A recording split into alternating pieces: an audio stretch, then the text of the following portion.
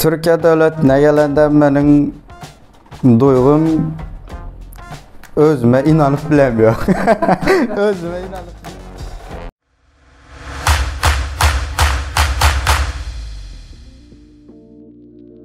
Salam dostlar, ben Leba velayetinin yaşayıcısı Merdan.